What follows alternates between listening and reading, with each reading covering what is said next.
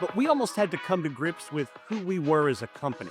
Were we a technology company that happened to work with partners, or were we part of this partner ecosystem that was responsible for building great products that were sold together with partners?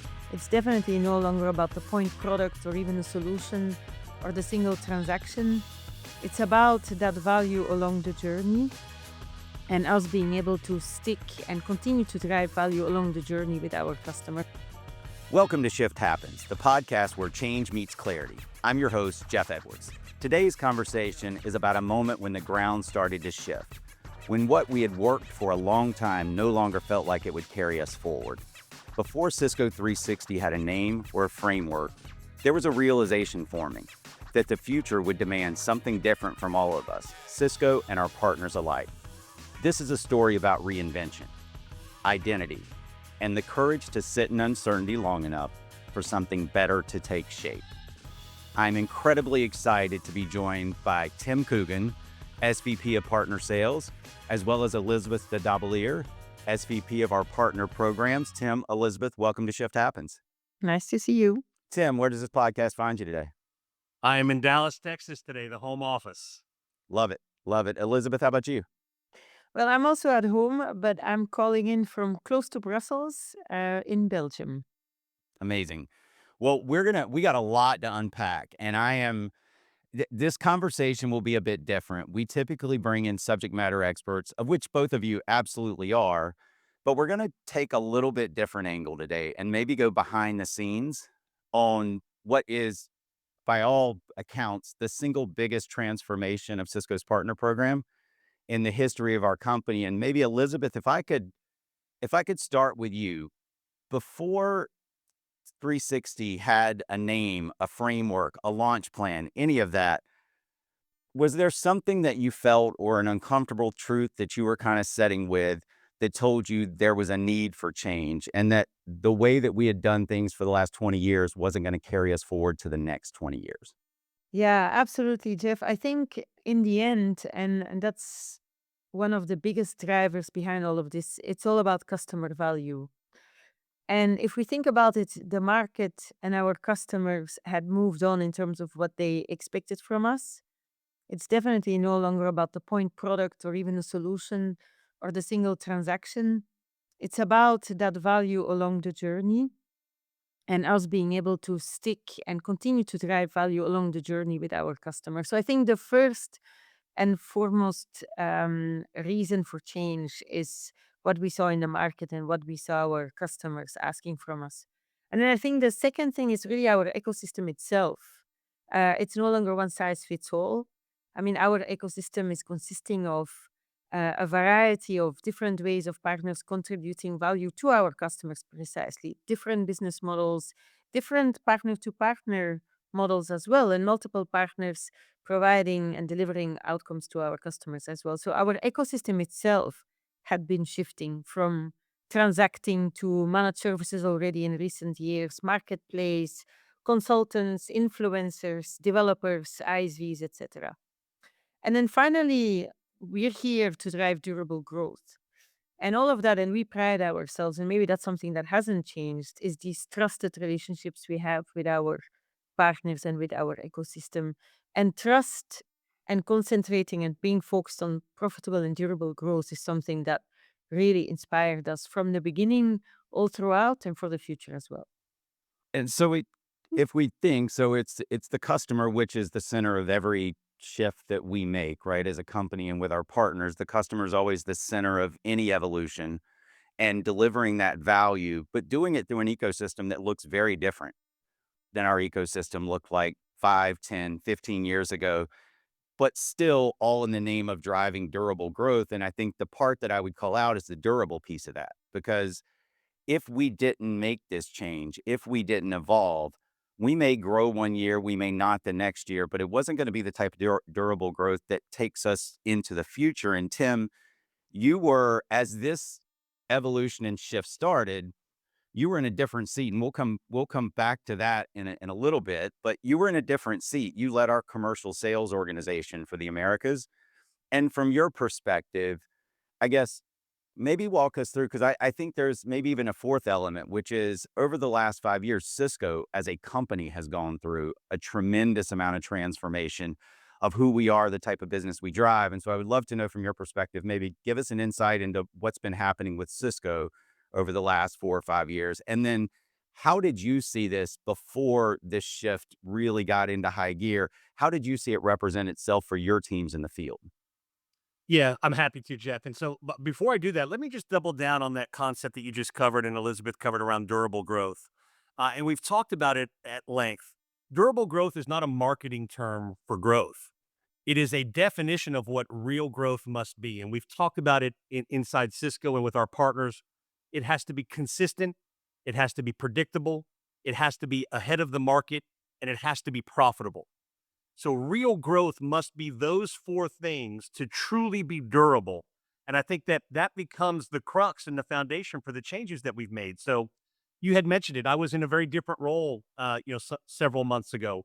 Most of my 26 years with the company has been leading various enterprise and commercial organizations, and we have gone through a ton of change. You mentioned it.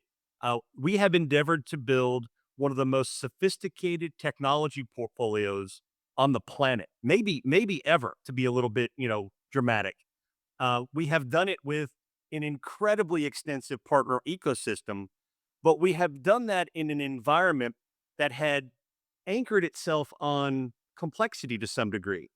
And the market that we exist in today is rewarding simplicity, taking sophisticated offerings and solving complicated problems, but in a way that is less resistant. And I think that that's one of the reasons why this change is so fundamental is it takes complexity and sophistication, but delivers it in a simple way. And I'll give you maybe sort of two different examples. We were rewarding and incenting our partners with almost a countless number of mechanisms, whether it was this incentive program or this rebate or this registration. It was very complicated for our partners. And it was also complicated for our customers because they were consuming things one at a time. This change and all the changes that Cisco has made is to bring the way we incent and the way we deliver value, make that a much simpler environment for our customers to exist in. And I think it's a lot of hard work, but I think it's a very, very powerful combination to take what we have to offer and make it consumable in a very simple way. Yeah, I love the concept because I go back to Elizabeth, exactly what you said at the beginning, which is what value are we delivering together with our partners to our shared customers? And if our customers are expecting outcomes delivered in a way that drives their business, building in complexity doesn't help us get to that outcome. And so evolving our program into something that incents and rewards our partners to deliver those outcomes in a simple, repeatable, scalable way became the North Star as we started to make this evolution. But Elizabeth, like, I guess there's two sides of how we could have done this. There's the incremental way to look at it, which is we're going to make small changes and do it little by little. And then there's what happened. And so at what point in your mind did we go from something that would have been an incremental improvement into the evolution that we saw it? And maybe even share, because I'd love to maybe share a little backstory here. Like, who was in the room when that started to move from incremental to what it is today?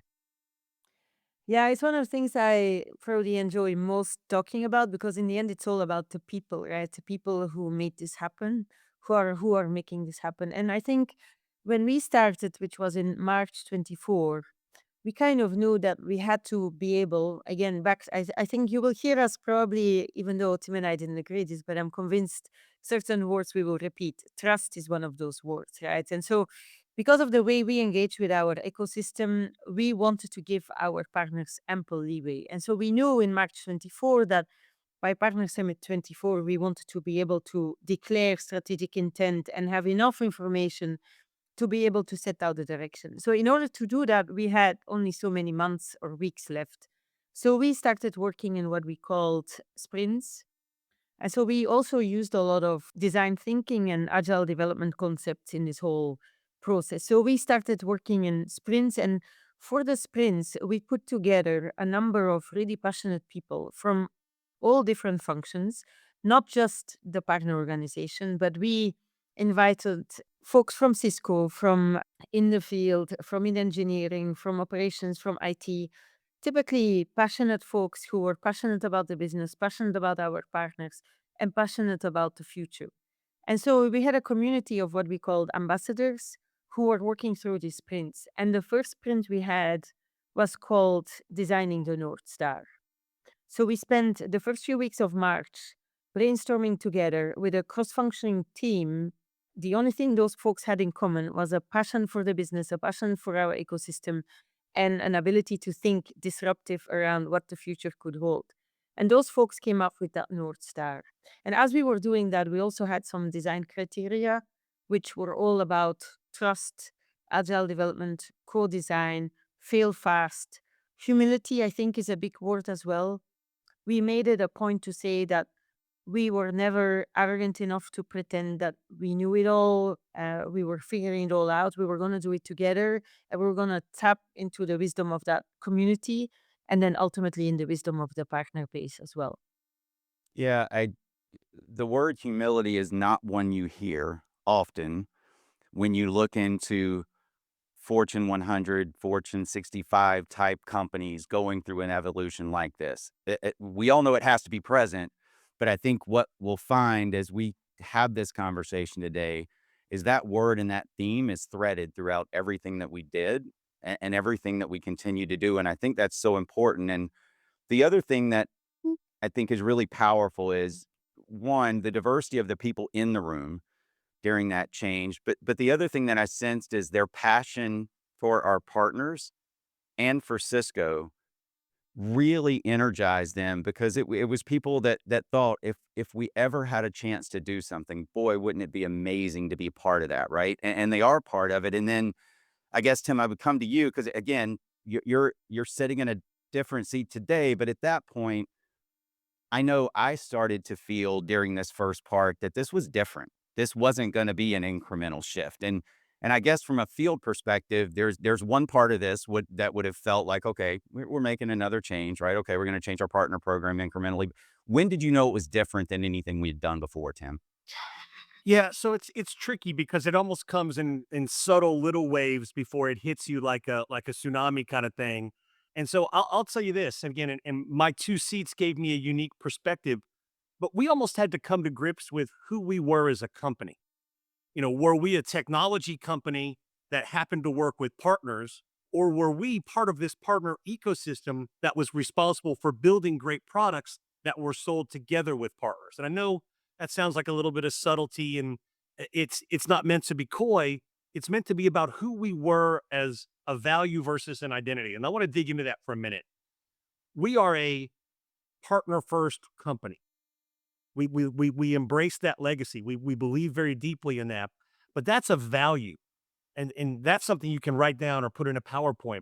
When it becomes part of your identity, when who you are as a company is so tightly intertwined with your partner ecosystem, that's who you are as a company. And I think that was the real breakthrough for me was when we went from partners as the value statement, which they still certainly are, but when they became part of our identity statement.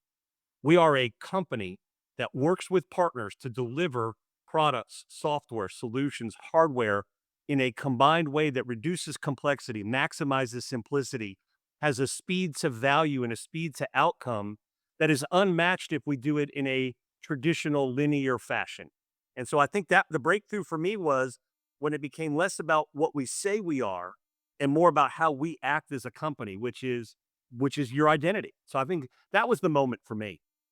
Tim, you hit on something that I know I felt throughout this entire evolution, and it is that identity piece because it challenged who we are. And I know my dad used to tell me, make sure your say-do ratio is high, meaning what you say and what you do should be relatively equal, right? And here, it's not about saying we're partner first.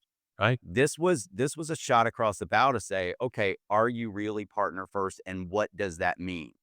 And Elizabeth, as we did this, where did you see partners maybe looking at us a bit different, or how did our identity become evident to our partners through this evolution? And then I'd love for both of you maybe to comment on, we weren't the only ones that were going through the identity piece. Our partners did as well, because we've all been around a bit, and there are many partners who see their identity through being a Cisco Gold partner or whatever that designation is. And so I think there was a challenge to our identity. Are we going to back up what we say? And there was also a challenge and a change, and something that our partners had to wrestle with. So maybe walk me through that. Yeah, and I think, Jeff, it's a little bit about what is changing and evolving, and ultimately why we were doing that. It was to be future proof, right? So we've had this amazing partner program for the last 20 plus years. How do we make sure we have an amazing partner program for the next 20 plus years, right? So there is, and so yes, we did evolve designations like gold, very embedded in the market, very embedded with our customers as well, which came as a shock. I mean, we had a lot of discussions about that and why did we have to change that, and lots of mixed responses as well. But that was back to customer value. And what do customers expect from us, and how should we show up? And what's the value of being capable and being able to stick with the customer through the journey and all these things, right? So that's why we felt the need to change the designation. But then at the same time, there were those things that weren't changing. Back to what Tim said, the commitment to being partner centric and partner first absolutely didn't change. And even though that's something I learned as well. Whenever something is changing, there's anxiety. And the anxiety is a lot about what else is changing and what more is changing. And so I think there was anxiety of our partner base, like, oh, is Cisco going to move more business to direct? Are they moving away from their culture? And so the way we showed up and the way we went through the process and confirming and affirming every single step of the way that being partner centric and partner first is absolutely not changing. On the contrary, we're probably even more partner first and partner centric. It's like renewing your vows, I guess, right? We renewed our vows to the ecosystem, as in we are still very much partner first and partner centric, just like when I looked it up, and I love this stat that in 94, we made a very deliberate strategic decision that we were going to make the majority of our business through and with our partners, and we've never looked back since. And you can argue that we renewed that commitment in this process as well, even though things like the designations did change. Yeah, that Hey, and is, Jeff, I yeah. was going to chime in on that because I think Elizabeth brought up a great point, and it's something that I got to see firsthand in the early days in my role. It's easy to ask for feedback. It's easy to ask for opinions and do polls and surveys. But when you show specific, discrete examples of acting on that feedback, it is a very, very powerful moment in a relationship. And I got to see, again, in my early days in this role, partners that had a question, a comment, a concern, a thought that turned into something that we were doing. And you can see them lean in and go, my goodness, my input is valued, and it is part of the action plan that this company is putting together for us. And it was amazingly powerful to see partners appreciate being asked, but then become devoted to the process when what the feedback they gave us became action and became real. And I think that's part of what Elizabeth and the team have done so brilliantly. We didn't just ask for feedback, we used it, and it has changed who we are and how we're going to market. And I think to our partners, hey, are we going to be perfect? We will certainly not. But we will effort to use that feedback as the gift that it truly is. And it's very powerful when a partner sees that. 100%, Tim. And there's a quote that I love from Brene Brown, and it's kind of stuck in my head through this entire process, which is, we wanted to get it right, not be right. And that is powerful when it plays out in real time. And when, even to Elizabeth, to your point, like renewing the vows, that analogy that analogy is really sticky, because when you renew your vows, you're already married. It's not the point, like, we're already partners together, right? But you remind yourself of why we partner together. And the only way you do that is going through these situations where we're getting feedback, we're digesting that feedback, and then acting on it, and remembering not only why we partner together, but where we can go together in the future, right? As we evolve this program. So really loved jumping into that. And it brings me to really the next point. And you mentioned humility, and so a couple things stood out to me. My, I don't, I can't think of an example of a company the size of Cisco doing a true co-design on a partner program evolution. I've looked for examples that mirror this, and I haven't found one yet.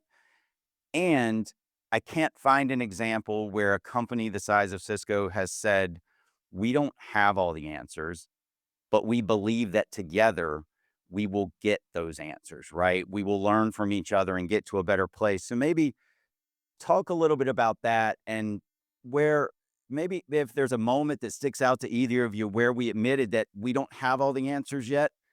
And Tim, to your point, it changed the direction of where we were going based on the feedback we got from our partners.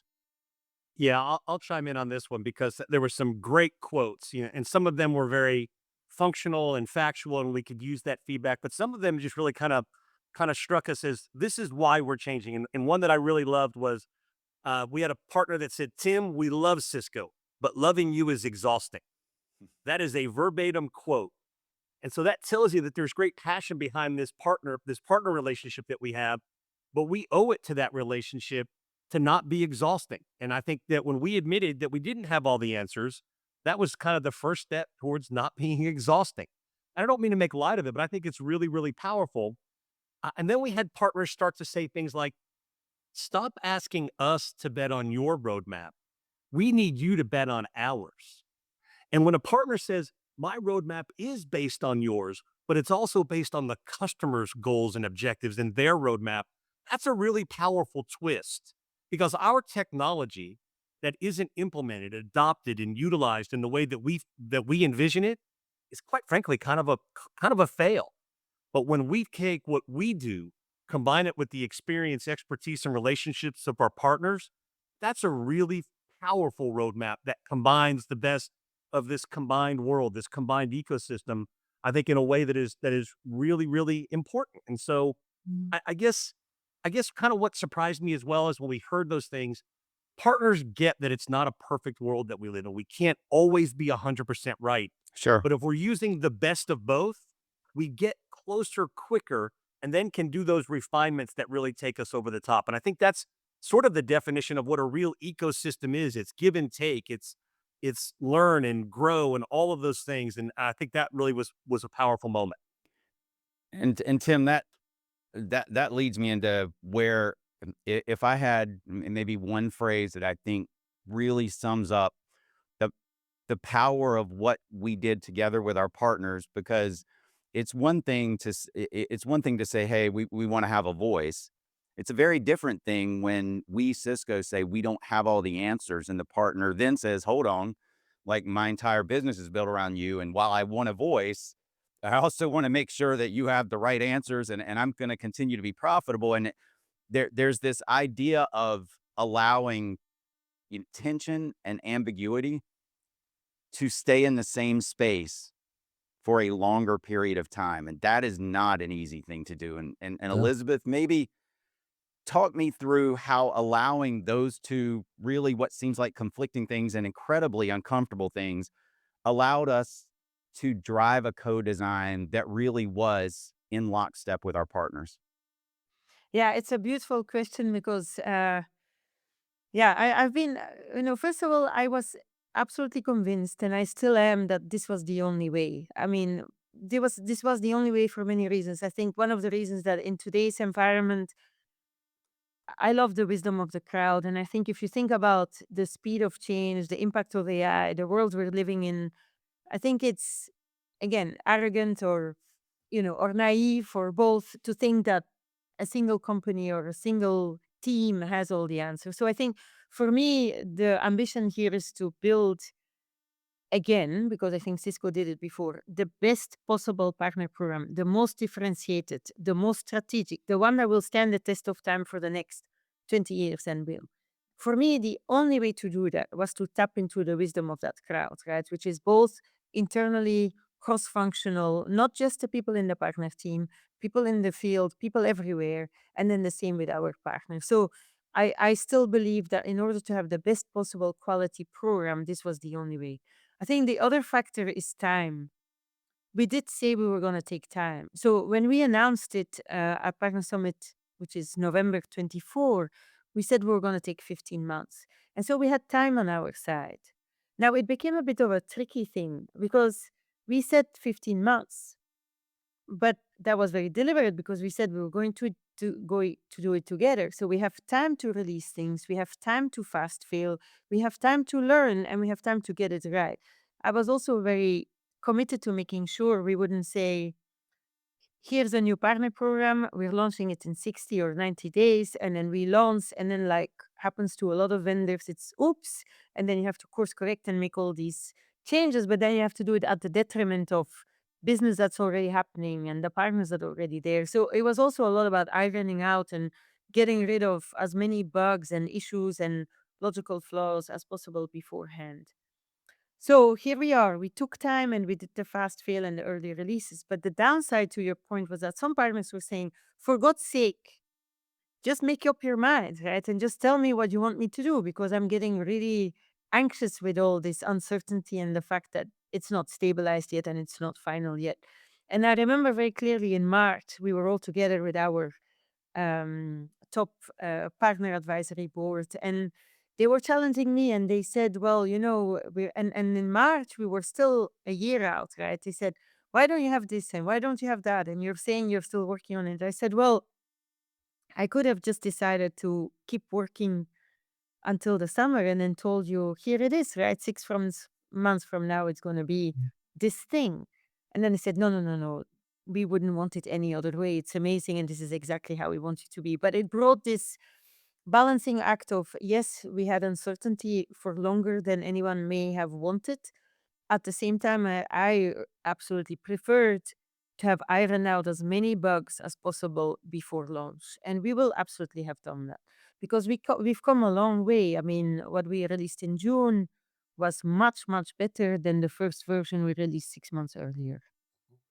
Yeah, that that's incredibly it's incredibly powerful to think about it. But I will say, 15 months sounds like a long time. But there's a Yogi Berra quote. I think it goes something like, "It's getting late early." Like that's what it felt like at times, right? Like even though we had this time, it felt like it was quick. It was moving quickly.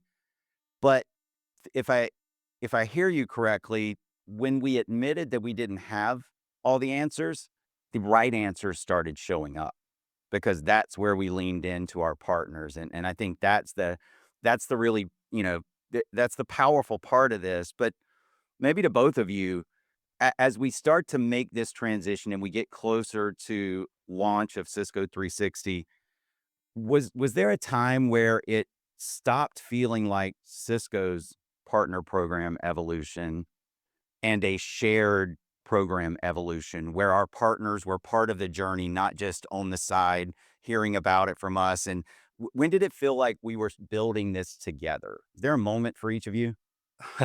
I may jump Yeah. in here, Elizabeth, because I'm going to give the new guy on the team kind of two-part answer to that.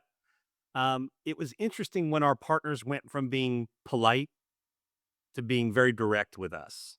And I don't mean that they were ever rude. They certainly weren't. But, I get it. We're Cisco. We're this big company. We're, always one of the 2 or 3 largest partners or largest OEMs in our partners, portfolio. And there can be a tendency to say, hey, should I really be honest? I think Elizabeth just alluded to it. We announced early and asked questions and shared progress in an ongoing basis. And our partners began to realize that I don't have to be political. I can be direct and I can say, this is what I would do, or this is, I don't see this, or this is something I'd like to see improved. And again, never lost the professionalism, but we got to that real roll up your sleeves and let's figure out how to do this. And I've always related it to, we weren't launching a program on our partners. We were putting ourselves in their shoes and saying, if this were my business, what would I build? From the partner perspective, which is really unique. And we've actually used that feedback. When we ask partners, how would you do this if you were us?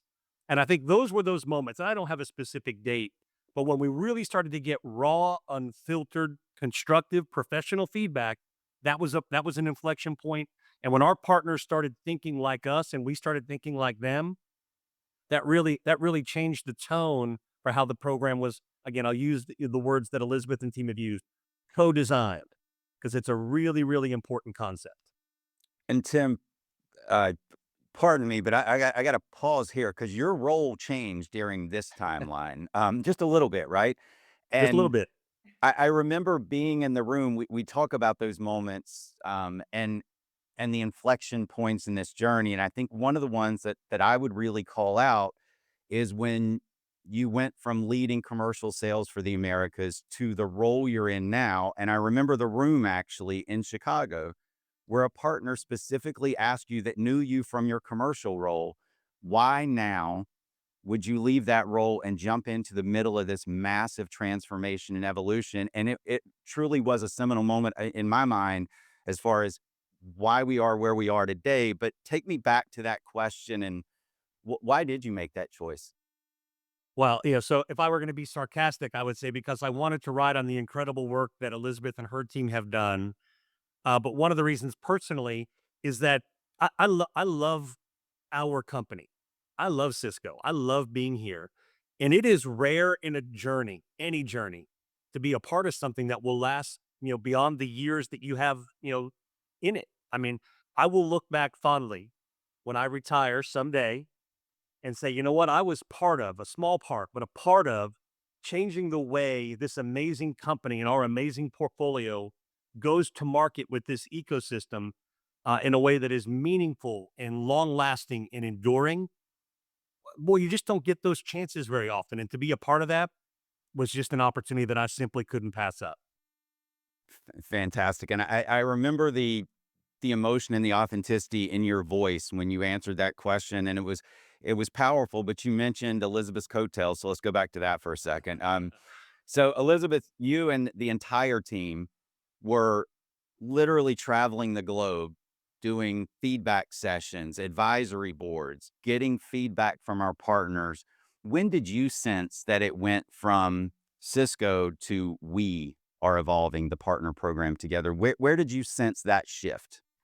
Well, I have two things. I think the first one is that in one of those many meetings, somebody raised a point. I think one of the partners asked a question or had a piece of feedback. And instead of anyone from Cisco answering, another partner answered and said, yeah, but that's because of XYZ and that's ABC. And so there were, and since then, many of those moments followed. So where it became almost, you know, agnostic, let's say, whether we were all just co-designing and working on it together, and whether you were working for a partner anywhere in the globe or working for Cisco, it didn't matter anymore. And we have this ongoing WebEx space. Tim is part of it as well, so I'm sure he can attest to that. And I will never, and I've said this repeatedly, I will never forget. I mean, there are about 75 partners in that space, and we have ongoing dialogue in there. Every day, there are multiple comments, and partners answer each other. And Cisco answers partners, and partners answer Cisco, and partners answer partners. And that's something amazing, I find. It feels like we've, in the meantime, and I think, Jeff, you talk about that as well, it became a community, and now it's a movement. And that's very special. And again, I think the ambition was to land and build, because this is never going to be finished, let's say, in the sense that we will continue to evolve with the market and customer requirements. But we wanted to build a unique, differentiated, future proof, amazing, industry leading partner program. And the only way to do that was to do it with the best possible input and feedback from our ecosystem and our own teams, right? And so I Yeah, think this that process is very much alive. it's loud and clear that this was not built by Cisco. It was built with our partners, and that's the reason that we had this journey. And when we talk about a journey, the one thing I know about change and shifts, companies don't make those. Humans are the ones that actually jump in and lead these changes and these shifts. And so maybe from each of your perspective, I'm a big believer that when you go through something like this, there are there are people that jump in that you'd never expected. There are heroes that start to stand out in the journey. Would love to just hear from a few, a few people, a few individuals that became heroes inside of this journey that played a meaningful role, whether it was a partner or whether it was somebody from inside Cisco that really helped us in a way that we didn't even know we needed at that point. Oh my, how much time do we have, Jeff? Yeah. Long as you need, I'm gonna Tim. I'm gonna take the simple answer, and I'm gonna do something that I've already done a couple times, and I'm gonna compliment Elizabeth in her leadership, because programs like this don't happen by accident. That you don't get lucky, you don't fall into it. It's passion and commitment and a ton of hard work. And I'll list a couple names, but the some of the folks on Elizabeth's team and her extended team, when you think about the work that Fred and Tiffany and Jason and Gary, and then the work that we've done with organizations like Tamaya's inside of Cisco, to have come from the other side of the table, and I don't like that because it implies combative, and it wasn't. I was on the sales side for a very long time, to get a glance behind that curtain, so to speak, and to see this interconnected goodness that happens between the global partner organization and Cisco IT and legal and finance. That's the hero here, is that this company, when we have a common purpose and a sense of vision and mission, the work that gets done is amazing because people really care about it. And I think that our partners see that. And if they don't, they should, because we do things with their benefit in mind, not just with our own. And hey, we are focused on Cisco's durable growth, but also our partners' durable growth. And that's why that's so important. But the names of those heroes is long, and Hmm. I've already messed it up by not having everybody, but there's just so many examples of people doing just phenomenal work. Yeah, and you're brave, Tim, because I'm not even going to start with a list of names. But I think what I found amazing, and it's back to people, is that you saw those folks who may not have been that known or may not have been that visible, who suddenly became really visible because they are excellent at data analytics and they have insights that nobody else has, and they've built entire dashboards on how to look at what's going on with the program. Or we had a partner account manager in Europe who built an entire model around predicting partner behavior and how to optimize success in a new program. Or someone who's been working on the program for many years and who said to me, "Well, Elizabeth, I'm not really used to being asked my opinion. It's the first time in a long time that somebody was interested in what I think we should do," and who became one of the key designers of some of the key elements of the new program. So there's all this hidden talent somehow who had an opportunity to shine and do really amazing work. I mean, including you, Jeff. I mean, you have become an amazing communicator also in terms of champion.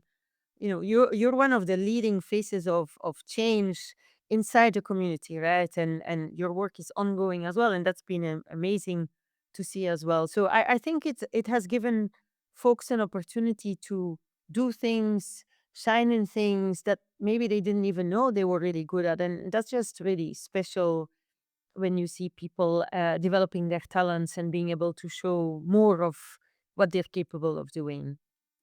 Yeah, one, I just saw an opportunity to have a podcast. That was really the main opening. That I'm joking. No, I will say, and Tim, I'll reiterate where you started. I think the thing that I look back on is the culture that Elizabeth not only built but nurtured of allowing that tension and ambiguity to stay in Mhm. the same space.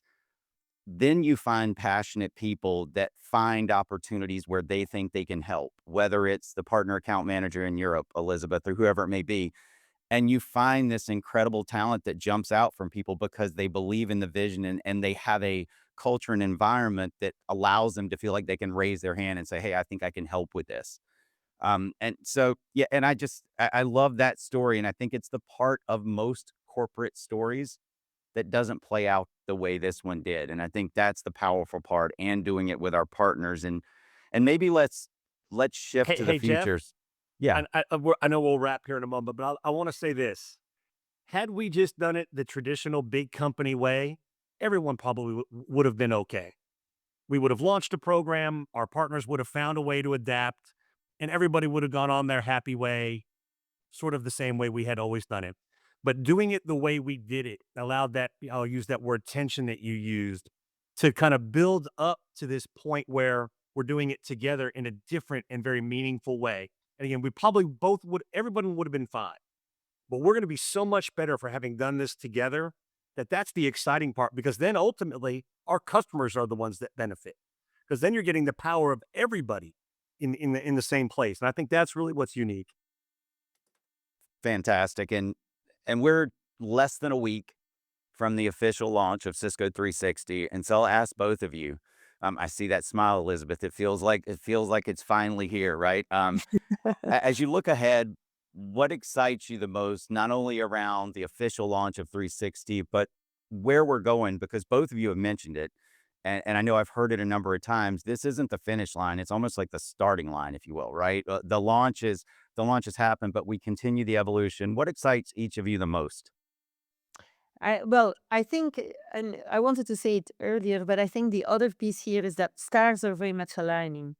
I mean, between the portfolio innovation, the One Cisco story, and then a new partner program, I really believe we're setting up our ecosystem, our company, but most importantly, our customers up for success, because we'll have very capable partners serving their interest and making sure they can realize the outcomes they want. So I think there's also this piece around the program and our ecosystem being able to carry the innovation in the portfolio, which is very fast moving, right? Back to speed and all of that, and drive customer success. Tim? Yeah, I'll just say that I think it's just that we're at the beginning. We're at the beginning of unlocking the potential of both Cisco and the ecosystem in a way that is not me and you, but it is we. And I think when you start thinking about it in those terms, that this is a we moment in the evolution of our company in this ecosystem, the fact that we're doing this and it's here is incredibly exciting. And I'll close with this one.